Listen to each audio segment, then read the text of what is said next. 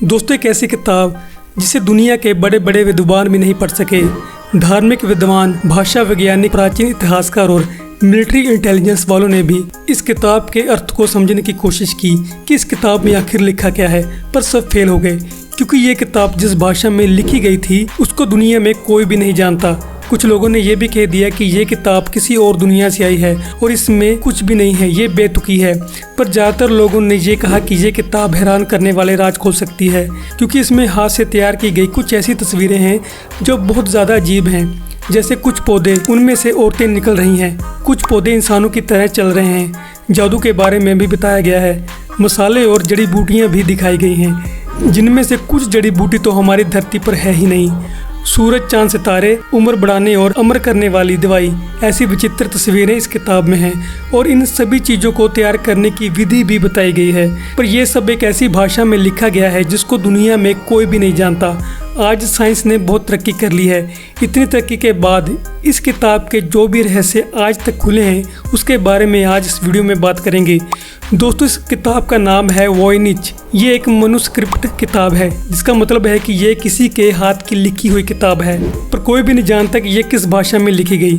Wilfred Voynich एक American Polish आदमी था जो कि किताबों का डीलर था और अलग अलग किताबों की कलेक्शन अपने पास रखता था।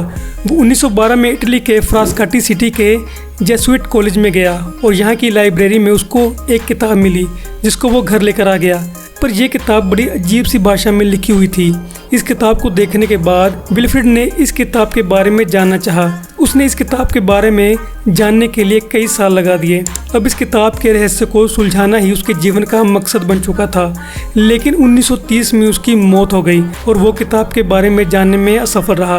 कोई भी नहीं जानता था कि इस किताब का नाम क्या है और उसको किसने और क्यों लिखा। इसलिए इस किताब का नाम इस डीलर के नाम पर ही वॉयनिच मनुस्क्रिप्ट रख दिया गया। उसकी मौत के बाद ये किताब अमेरिका की येल यूनिवर्सिटी को दान कर दी गई। येल यूनिवर्सिटी में आज भी ये किताब मौजूद है। ये यूनिवर्सिटी अमेरिका के कनेक्टिकट राज्य में न्यू हेवन सिटी में बनी हुई है। पर यह कहानी यहीं पर समाप्त नहीं हुई, क्योंकि इस किताब के रहस्य को सुलझाने के लिए विल्फ्रेड के मौत के बाद भी बहुत सारी कोशिशें होती रही। 2009 में एरिजोना यूनिवर्सिटी के द्वारा इस किताब के ऊपर कार्बन डेटिंग की गई और पता चला कि यह किताब 15वीं सदी की शुरुआत में यानी 1404 से 1438 के बीच लिखी गई थी। पर इस किताब का लेखक कौन है और ये किताब किस लिए लिखी गई, ये अब भी रहस्य बना हुआ था। क्रिप्टोग्राफर्स ने भी इस किताब का रहस्य सुलझाने की कोशिश की पर कामयाब नहीं हो सके। आसान शब्दों में कहें तो क्रिप्टोग्राफी सीक्रेट कोड के साथ संदेश भेजने को कहा जाता है। जैसे कि सीक्रेट कोड से भेजा गया संदेश, इसको सिर्फ वही पढ़ सकता है जिसके लिए ये संदेश भेजा गया हो।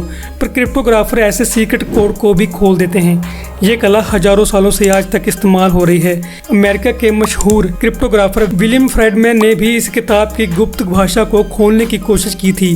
फ्रेडमैन जाने माने क्रिप्टोग्राफर थे जो कि कंप्यूटर की सहायता से क्रिप्टोग्राफी किया करते थे। दूसरे विश्व युद्ध में उन्होंने जापान की सरकार के द्वारा भेजे गए पर्पल कोड को खोल के रख दिया था। इन्होंने वॉयनिच किताब के रहस्य को सुलझाने के लिए 35 से 40 साल तक कोशिश की, पर वॉयनिच मनुस्क्रिप्ट किताब के बारे में इससे भी कुछ नहीं पता चला।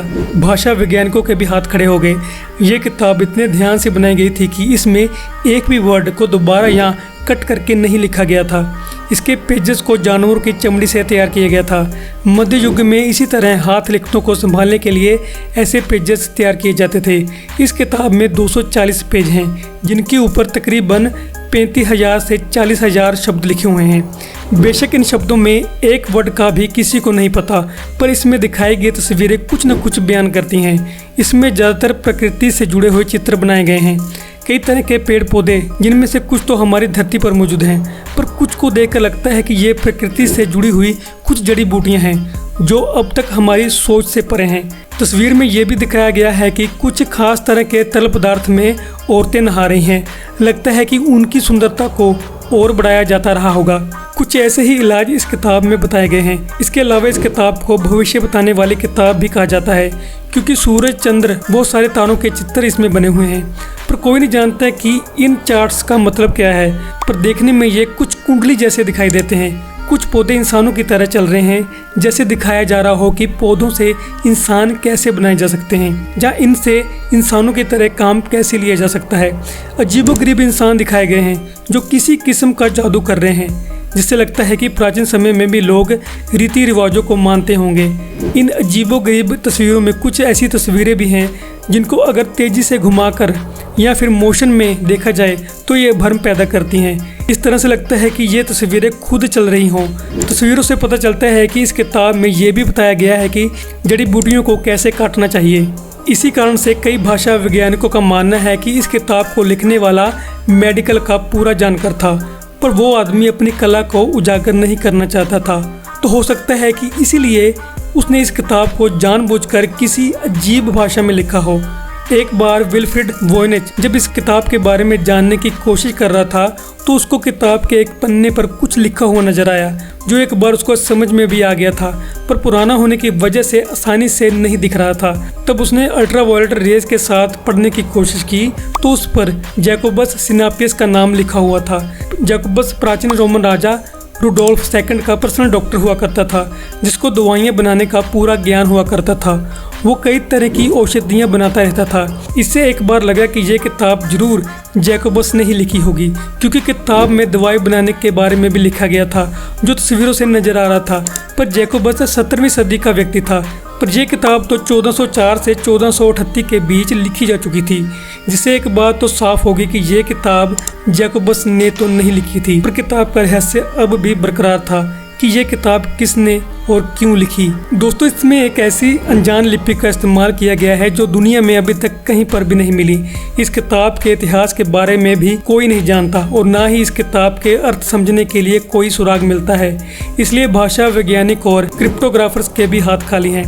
पर इतने सालों के अध्ययन के बाद कुछ लोग ये मानते हैं कि इस किताब में कीमती या गुप्त जानकारी है, जिसमें जड़ी बूटियों से इलाज करने के बारे में और धार्मिक ज्ञान दिया गया है। कुछ लोग ये भी मानते हैं कि इस किताब को सिर्फ उलझाने के लिए बनाया गया और वो लोग इसको बेतुका बताते हैं। या फिर ये कहा जाता है कि जिस भाषा का प्रयोग इस किताब में किया गया है वो इतिहास में कहीं गुम हो गई। दोस्तों, एक सवाल आपके दिमाग में आ रहा होगा कि जेसुइट कॉलेज की लाइब्रेरी जिससे वोयनिच ने ये किताब खरीदी थी, आखिर उस लाइब्रेरी में ये किताब कहाँ से आई। ये सवाल का जवाब देने के लिए कई तरह की थ्योरीज दी गई, जिनको बाद में फेल कर दिया गया, क्योंकि असल में इस सवाल का जवाब किसी के पास है ही नहीं। इसलिए ये सबसे बड़ा रहस्य बना हुआ है। वैसे तो इस किताब के रहस्य को सुलझाने के लिए कई तरह के सिद्धांत दिए गए, पर सबसे मशहूर सिद्धांत दिया जाता है कि यह किताब रोजर बेकन ने लिखी थी, जो कि 13वीं सदी का एक पादरी था। दोस्तों, उस समय जो भी चीज़ें बाइबल में बताई गई थी उन्हीं चीज़ों को मान्यता दी जाती थी, मतलब कि किसी साइंस के प्रयोग को मान्यता नहीं थी। बेशक रोजर बेकर एक पादरी था, पर उसको विज्ञान में भी बहुत दिलचस्पी थी। वो ब्रह्मांड का रहस्य भी सुलझाना चाहते थे। उन्होंने आसमान में बनने वाली रेनबो को एक्सप्लेन किया कि ये क्यों बनती है।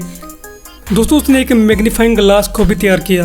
वो एक पादरी होने के साथ साथ फिलोसफर आदमी था, जिसकी वजह से चर्च के लोगों के साथ इसकी बहस होती रहती थी, क्योंकि उस वक्त चर्च के लोग साइंस में विश्वास नहीं रखते थे, इसलिए उन पर कई तरीकों की पाबंदी लगा दी गई। उन्होंने एक लेंस भी बनाया था और इस किताब में जो भी तस्वीरें दिखाई गई हैं वो ऐसा लगता है कि माइक्रोस्कोप से देखे गए ऑब्जेक्ट की हो। तो हो सकता है कि बेकन ने मैग्नीफाइंग ग्लास के साथ इस तरह की तस्वीरों को देख लिया हो, और दूसरा चर्च के डर से उसने ये किताब इस भाषा में लिखी हो। पर माइक्रोस्कोप का आविष्कार सबसे पहले 1590 में हुआ, जिससे पहले ऐसी तस्वीरें देखना असंभव था। और दूसरा, रोजर बेकन बेशक एक फिलोसफर आदमी था, पर इतिहासकारों को इस किताब के साथ उसका कोई ठोस संबंध नहीं मिला और इस सिद्धांत को भी फेल कर दिया गया। दोस्तों, आज की AI टेक्नोलॉजी भी इस किताब के रहस्य को नहीं समझा सकी। आज सैकड़ों साल बीत जाने के बाद भी यही कहा जाता है कि यह किताब जड़ी बूटियों से इलाज करने के लिए बनाई गई थी या इसको सिर्फ उलझाने के लिए बनाया गया था। इन दोनों कारणों की भी पुष्टि नहीं की गई, बल्कि ये एक रहस्य ही बना हुआ है। इस किताब को दुनिया की सबसे रहस्यमय किताब कहा जाता है। दोस्तों, अगर आपको ये वीडियो अच्छी लगी हो तो हमें कमेंट करें और वीडियो को शेयर और लाइक ज़रूर करें। तो सबसे ज़रूरी चैनल को सब्सक्राइब करना बिल्कुल ना भूलें, क्योंकि हम ऐसे ही वीडियोज़ आप तक लाते रहेंगे। धन्यवाद।